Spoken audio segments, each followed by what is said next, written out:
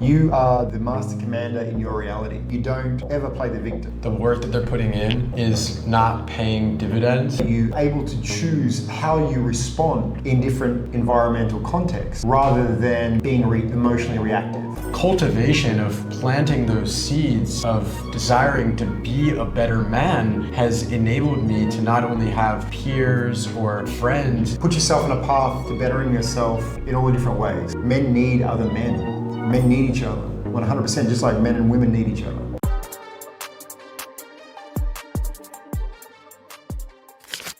Hey. We are. What's going on? Nate Wakeford. What's today? Incredible. So we met last year. We're back in Tulum, and this is our third live podcast on the Evolve Your Brand podcast. I'm your host, Dave Gold, and on today's episode, we have a very special guest. He's the founder of Sovereign Rising. And Sovereign Brotherhood. Sovereign Brotherhood, Mother Tree. We're going to talk a little bit about that. He's originally from Australia, and it's a pleasure to have you on, Nathan. Thank you, man. So, the first thing that I wanted to talk about is recently, for both of us, we've gone through a lot of changes in our lives, and we went from some challenges to overcoming those challenges as men and stepping into a new chapter in relationships and finance and business, in our routines. However, I'm wondering, what was it like, because you told me last year you reached a point of breakdown.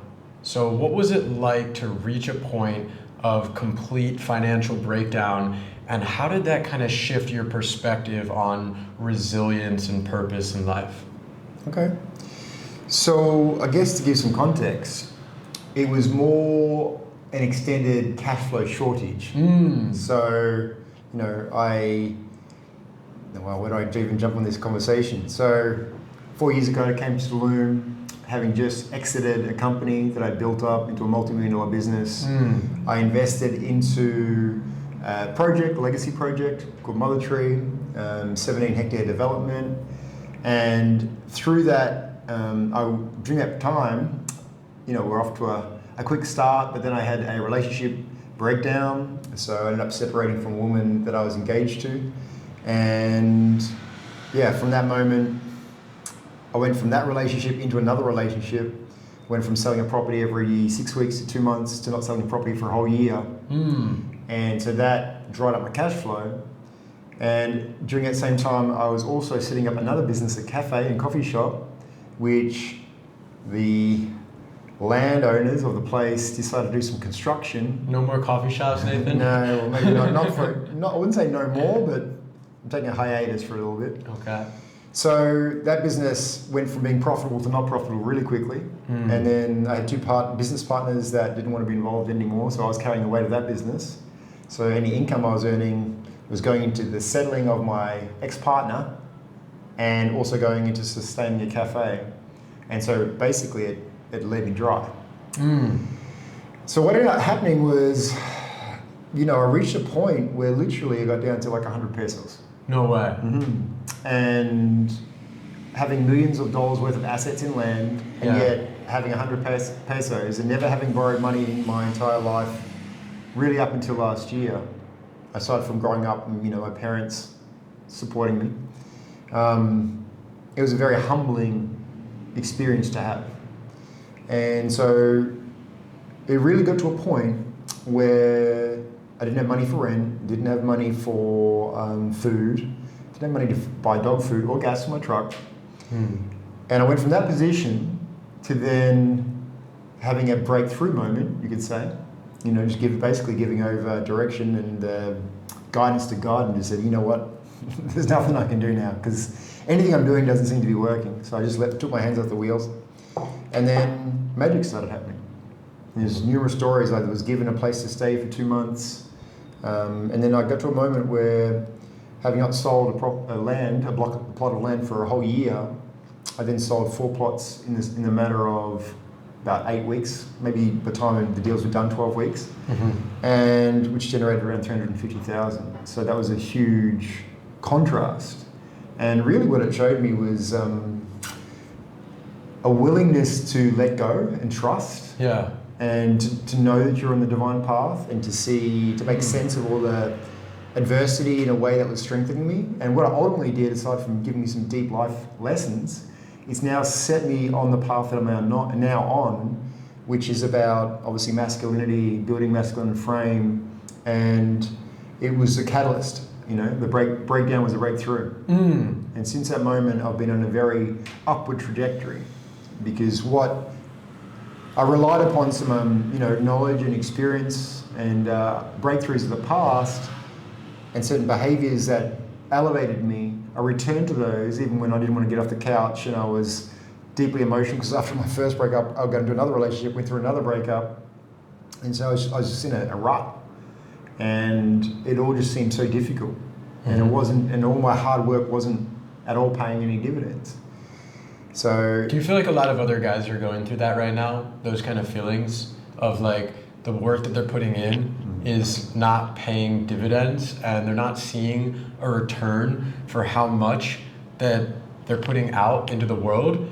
And also, like, maybe we dive a little bit deeper around this concept of pressure, because you stated that strength of your frame is determined by pressure.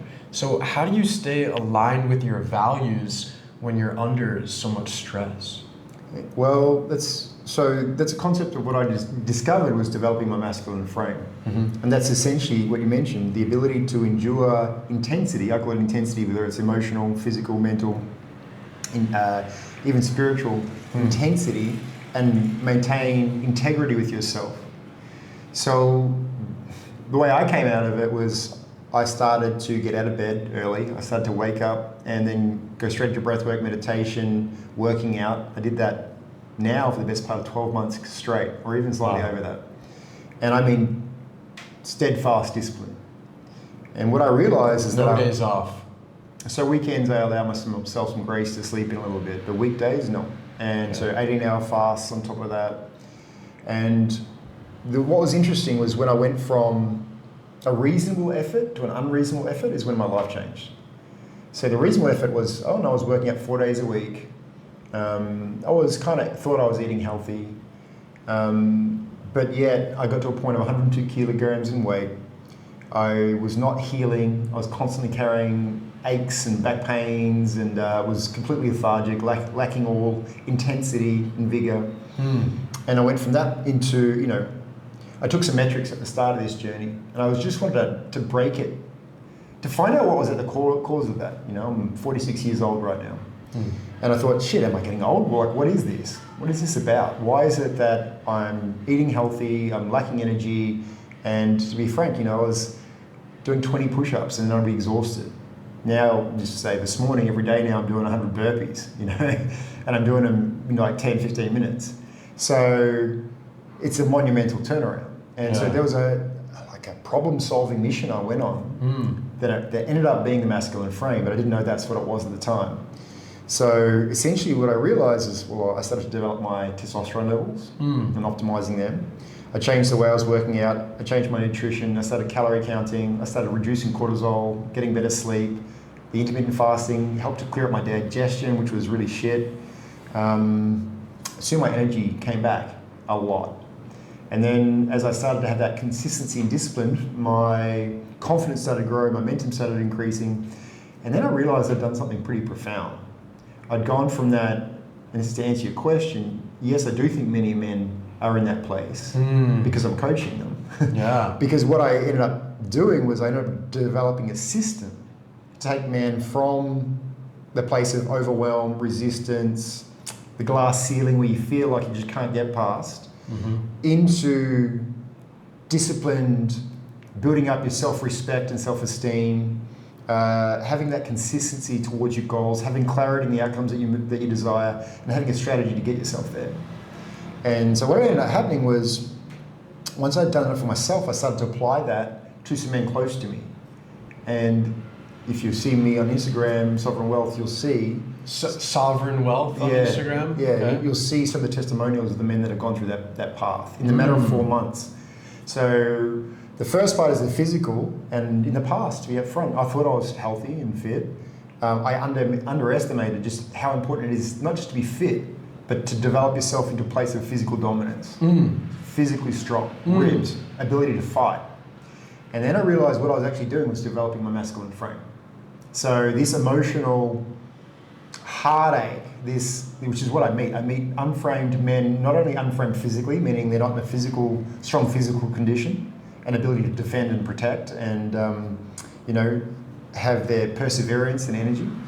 The emotional frame was that many men who are going through breakups, separations, who have experienced some sort of betrayal or crisis in business, there's many different ways that they get there.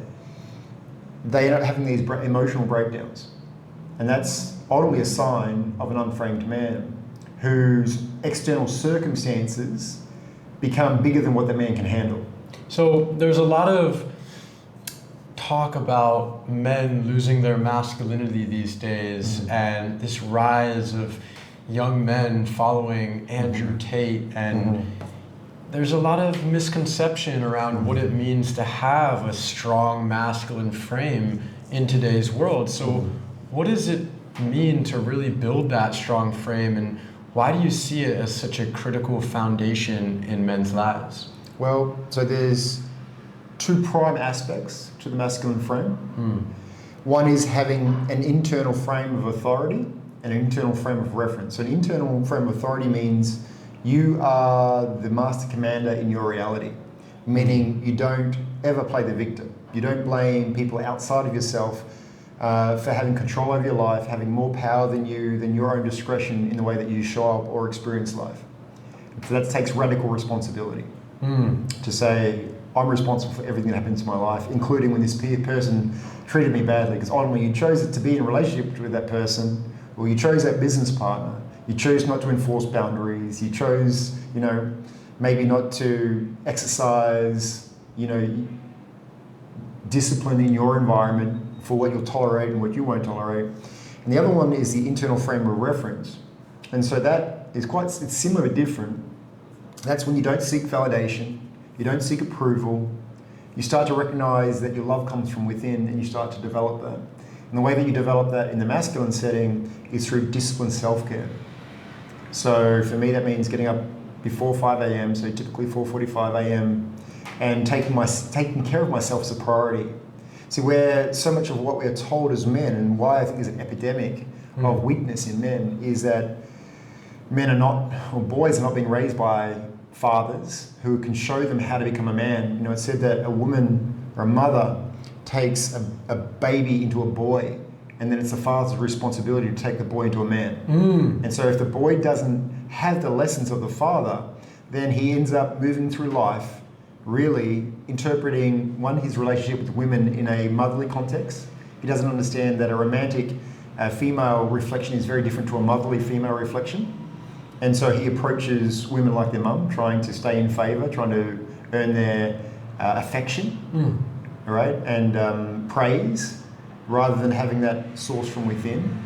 And ultimately he becomes the nice guy rather than the guy who will stand for himself, who will initiate passionate lovemaking, who will ravage, who will protect in a way that reflects his primal nature, as opposed to the domesticated version that the little boy is in, where he tries to conform as much as possible to not arouse discipline from an external source, where he's not the authority. He looks to his mother as the authority.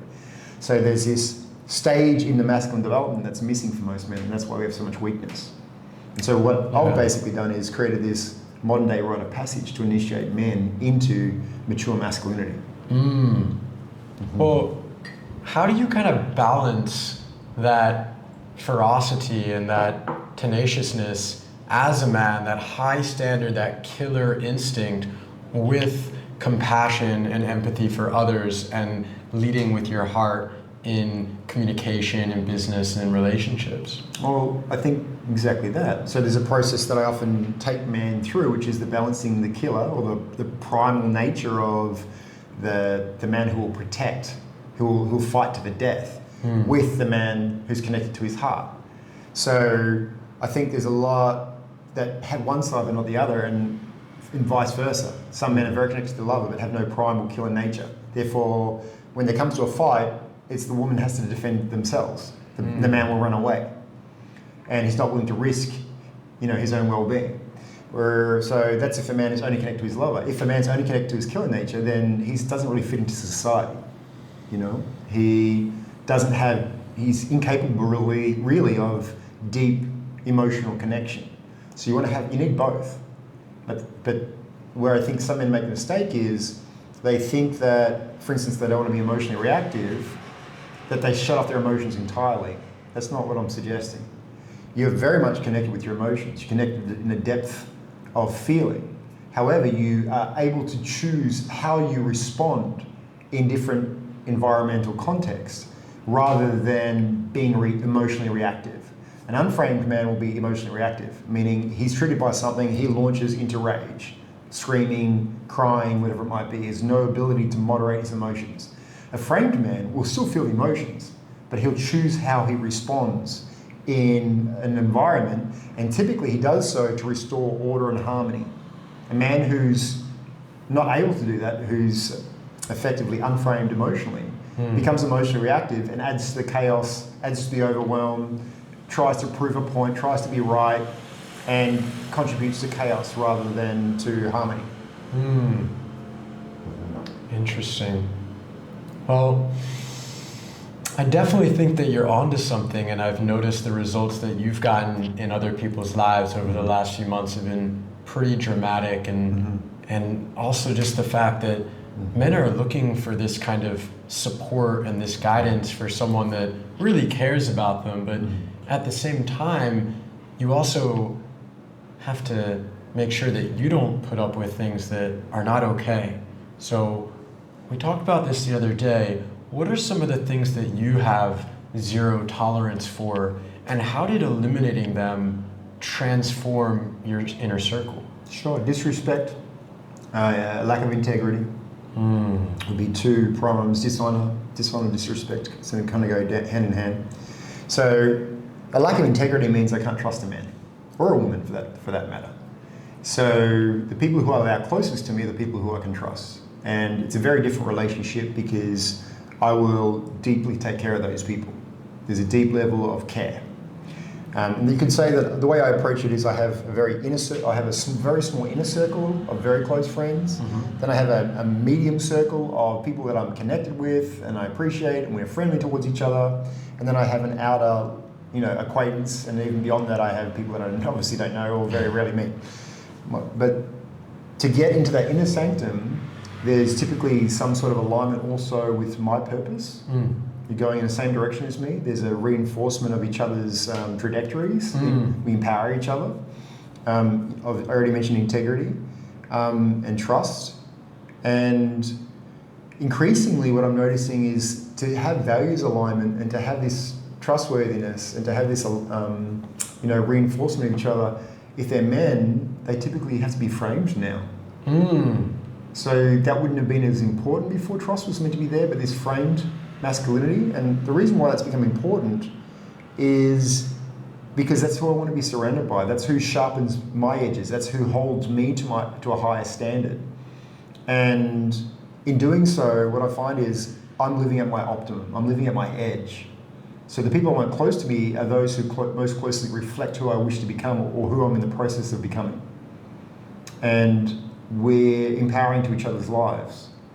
So, yeah, what I won't tolerate is in the disrespect and dishonor, is people don't value my time, who attempt to diminish me in any way, manipulate it in any way. And whether it be man or woman, I've got very limited capacity for people who don't reflect my kindness. If I'm kind in treatment of others, and also I don't really reach for things now. Yeah. So what I've found is that there's certain people who intersect with my life and we go very deep very quickly. And there's others that, especially now that I'm more present online, that we trigger each other, or something like that, and then there's this big distance that's created in the minds of the other person typically, because often when they speak to me, they're like, oh wow, I must admit I didn't like this, or you said that, or you triggered me because. And the thing that I've worked really hard on developing is I used to be dismissive when someone kind of fucked up in my perspective or my perception. But then now there's a lot more tolerance for people to grow. So I still have very strong boundaries, but if someone fucks up, they've still got an opportunity if they want to get closer to me, you know? And I realised, because I've changed so much, I've had similar reflections. People that might have known me 3 or 4 years ago, maybe I was a different person. I definitely am a different person now to what I was then. And I thought, well, you know, and some people maybe have given me opportunities. So I think it's a healthier dynamic is if have strong boundaries, and what you won't tolerate, but also invite the opportunity for deeper connection and for people to learn, take a long-term perspective on people. And sometimes creating that deeper connection can start from a place of really triggering their emotions. And I know when we met, we had this experience where, you know, maybe you didn't see eye to eye with me, or I didn't vibe quite with you. And it was in that kind of polarization that our relationship started, but there was also this intrigue of what if we could get to that other side. And you just talked about something that's very important these days as well in the branding and marketing space, which is becoming incredibly polarizing. So what does that mean to you, and why have you decided to really embrace this polarization? Well, you stand for your truth is the first thing. We're living in a world of compliance and cancel culture. That if you don't conform to the mainstream narrative, then you're often ridiculed, diminished, cancelled in some way by minority groups, not by the mainstream. So that's one aspect, is you stand for your truth and what you know to be right. The next thing is, typically we project. We try and push away from ourselves the parts of ourselves that are not willing to meet. And so I've had people, especially men, some women, but especially men, who have come to my workshops, had breakthroughs, then all of a sudden I start calling out weakness. And rather than look for that as an opportunity to grow, even when I'm willing to offer, you know, free sessions, free communities, and all the resources that I do, it's more convenient and easier, at least in the short term, to push away those reflections.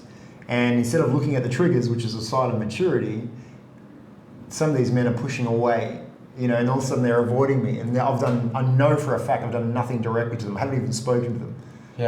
But then I get via third parties, oh, you know, some of your content is very triggering, you know, you're basically calling out men and their weakness. And so then I'm like, and I think you've even probably got some of these messages, so about me, you know.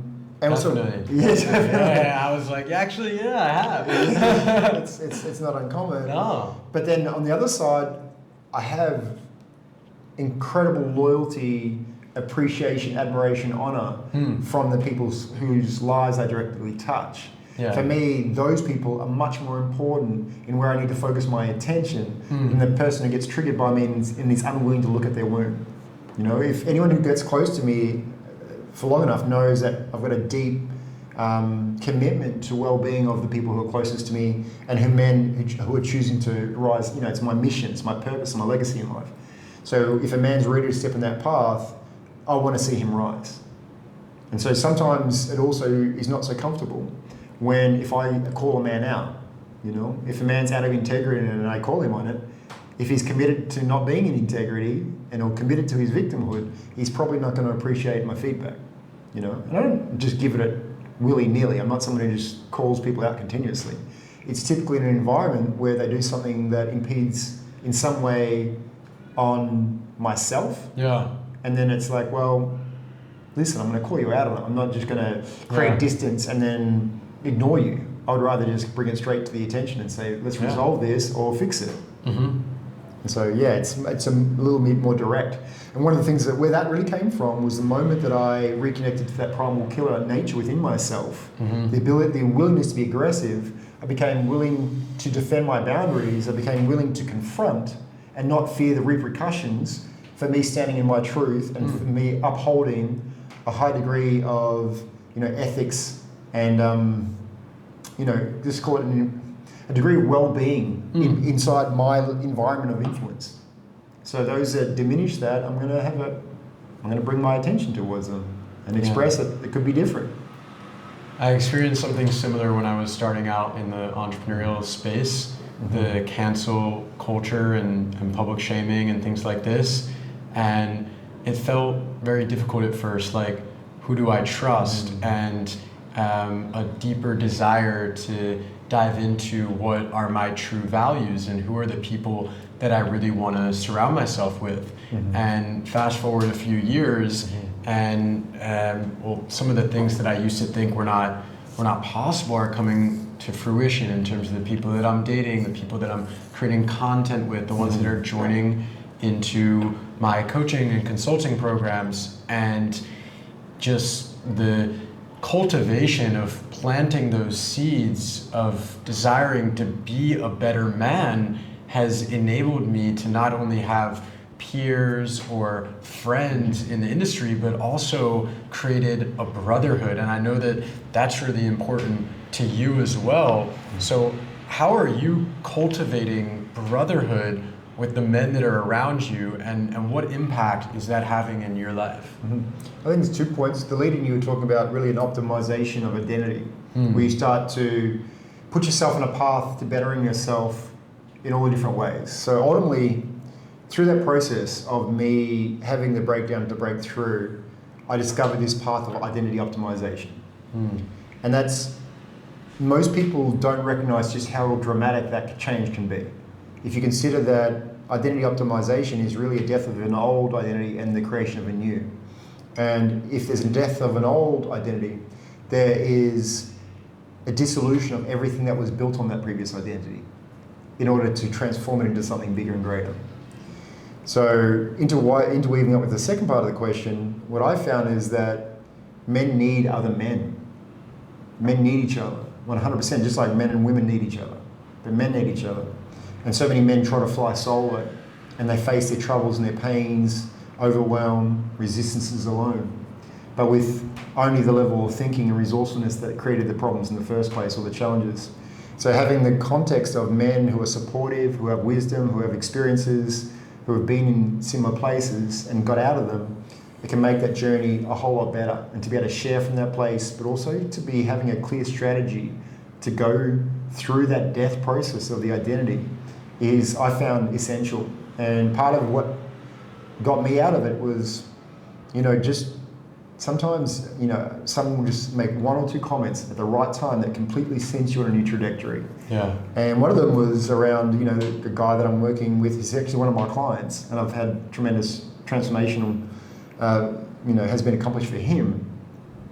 But he got me to think even bigger than I had before. So coming back to the Mother Tree project, which is now going to be renamed, he got me to think way bigger than I had. And so what that did was he's operating at the $600 million to $1 billion range. And previously I was looking at more the $5 to $10 million range. So obviously I'm starting to think a lot, I won't say the numbers exactly, but I'm thinking a lot bigger to what I was, and the scope of the project and the people that are involved, and ultimately creating very much world's best, rather than fitting into the conforms of my previous identity, which was still successful by the average person. To have multiple millions is not a bad situation to be in, but to massively scale that up requires very different level of thinking, but also it actually creates a high level of responsibility and a high level of freedom. Because then you're like, well, if we're going to create the most extraordinary environment and money was no longer any restriction, what would you create? What would that look like? And then it's just a matter of creating something truly of value for people who value quality and who value, extraordinary experiences. So bringing all that back together, what I've seen in the men who have gone through that transition of optimizing their identity and setting themselves on a high trajectory is they stop tolerating outer world reflections that aren't aligned with who they wish to become. They start showing up in a way of a heightened trajectory and a heightened expression, meaning they show up in unreasonable ways, like I mentioned before. Getting up early, working out 10, 11 times a week, not all resistance training, but HIIT training, recoveries, all this sort of stuff, yoga, boxing training, they learn how to fight. They start measuring their calories, they start to build themselves up into being elite in every aspect of their life. If you think of the way an elite athlete shows up in his life. Well, that's really incredible what you said about brotherhood, and also some of the sustainable projects that you've got going on. You said you wanted to rename Mother Tree, and I know that this has been a bit of a legacy for you as well. And so what does this whole project represent for you, and what do you hope that it will bring to the world? So everything that I'm doing now fits under an umbrella brand called Sovereign State. Sovereign state of mind, sovereign state of being. And so if people maybe Google the search term sovereign and see what that actually means. So to become self-determinant, to come under the direction of God and to create from a place of empowerment. So the physical environment is really to create a home for those motivated by sovereignty. And so it's going to be, at this stage, the name is Sovereign Point. It's a point of convergence. It's a 0 point of creation.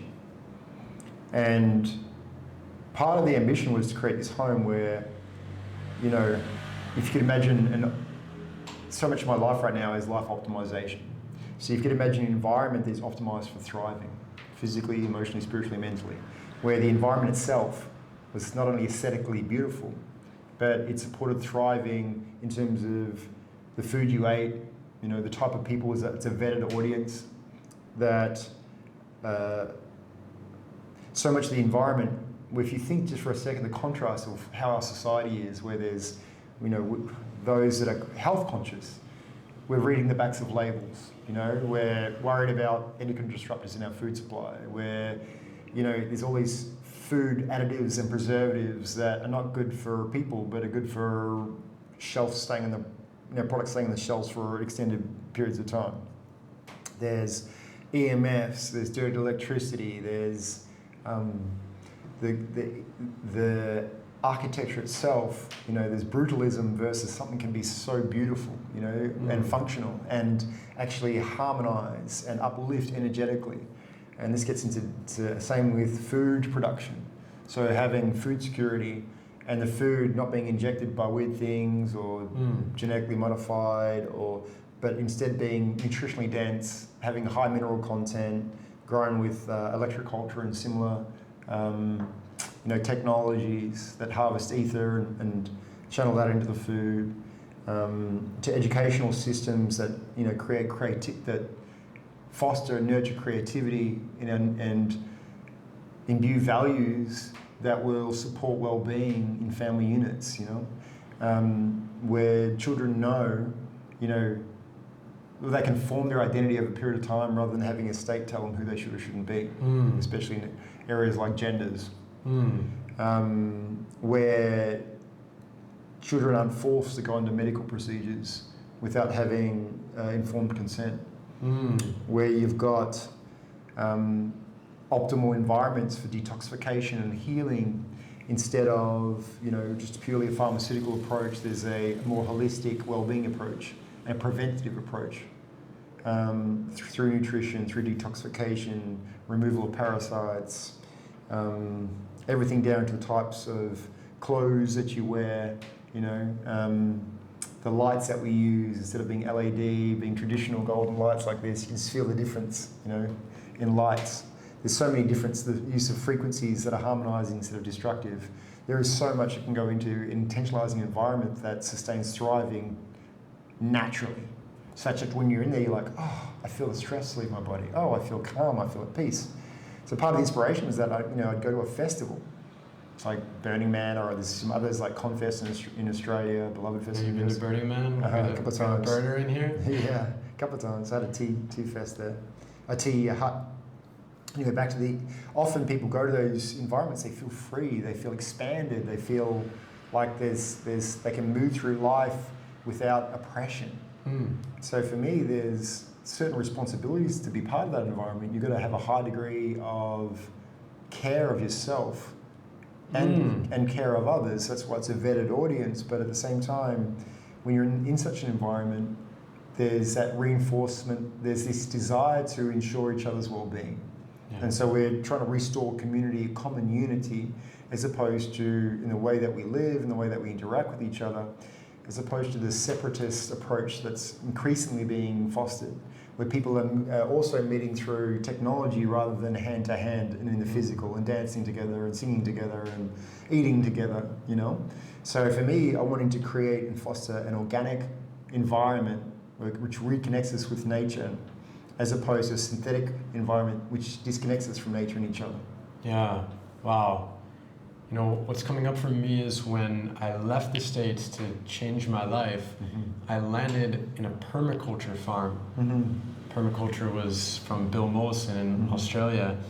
And I quickly learned that actually by working on myself, I would have better relationships with other people, and vice versa. By being surrounded by inspiring people who were practicing more sustainable way of living, I would also have a deeper connection to myself. And yeah, you've talked about the most important relationship is the one with yourself. So what does that self-relationship look like for you right now? I think I'm coming into the greatest self-respect that I've had in my life, which for a man, that's the way you cultivate self-love, is when you consistently are in integrity with yourself, when you consistently show up in the world in a way that you feel you're making a positive contribution, you start to feel fulfilled. And I think it's all about being in service and being in divine right alignment, which means you're in contribution to yourself and to society in a way that uplifts both. You know, uplifts yourself and uplifts those that you serve. And once that happens, I think so much about masculinity, we feel we have to earn feeling good. You know, we feel we have to earn respect. We feel we have to earn love. That's why so many men are doers. And what I've noticed is that now that I've been showing up for myself for over a year, I've got a good relationship with myself. I can rely upon myself. I know I'm making decisions that are empowering to myself in the vast majority of cases. And people will love you for that.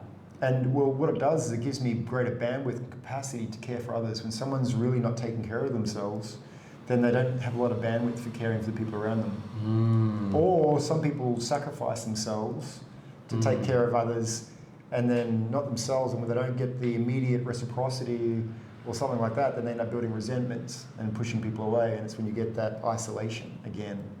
So I think when you're full, you pour for an overflowing cup, those around you can feel your fullness. And some people it challenges them, but most people it's going to uplift them. They're going to be inspired by it, they're going to be energized by the presence of someone who's overflowing. And I notice that sometimes, ecstatic dance, I've got a lot of energy to dance, and I'm really in my fullest expression.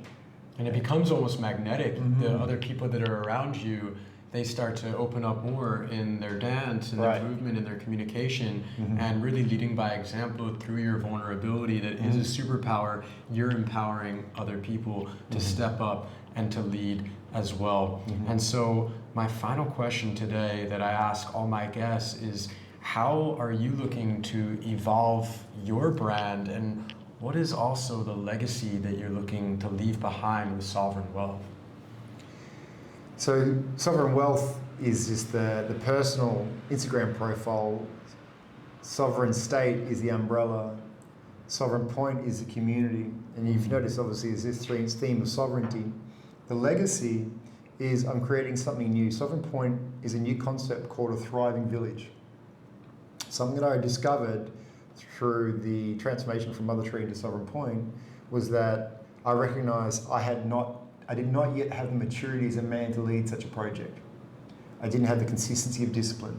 I had the vision in some ways, and I had the endeavor in other ways, but I was just missing some fundamental elements which turned out to be this masculine frame. So what I understood then was, if my outer world's the macrocosm of my microcosm, and if I wanted to bring into order and beauty, creativity, alignment in my outer world, I needed to create it within. And when I wanted to start to apply that to a community context or a village context, I recognized that I need more than one man being on that empowered path. I need to be surrounding myself with extraordinary men. So ultimately, with the legacy I'm leaving, there's the consequences of me creating a home, an environment for these thriving villages is also going to be a league of extraordinary men, a brotherhood, where those men are lifting up their partners, their children, the community as well. And we're standing for a new way that humanity can thrive. Yeah. That's a replicable model, a network of these Thrive communities across the world, where part of that thriving is based on the healing of the relationship between the masculine and feminine. And the part that I'm most invested in is the role of the masculine, because that's what I feel I'm best responsible for doing, is changing myself and being an example to other men. So the legacy I'm leaving, I guess, would be, you know, this world, the impression I make upon it is the world feels a bit more like home. People feel safe, they feel abundance, they feel connected, they feel there's this commonality, this common unity, as opposed to separation, segregation, desperation, devolution that's happening, and ultimately for people to remember the gift it is to be human again, you know, and the greatness in men, restoring the honor in the masculine. So men start to create environments, and those thriving environments,